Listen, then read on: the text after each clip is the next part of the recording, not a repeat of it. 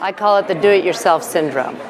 Women tend to feel like they need to do it all, do every little detail, have everything locked down. They work much longer hours than most of their male counterparts.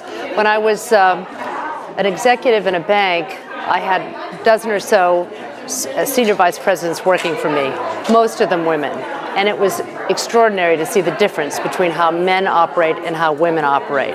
I don't think the women were any more effective than the men, but they probably put in 25 to 30% more time than the men, because the men spent a lot of time, in addition to doing their work, communicating it and networking. And that's a lot of what golf is about. I don't play golf myself, but the point for all women I would make is don't get yourself so buried in finishing a job that you're missing the forest for the trees.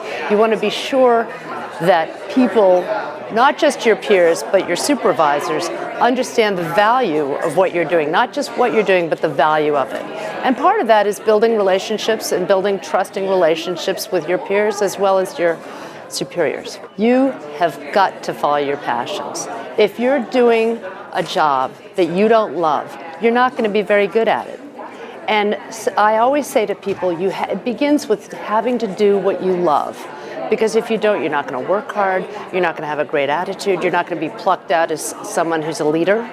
So just follow your passions, and you have to be brave. If you've got to make a shift, do it wisely, but do something you love and you'll be great at it.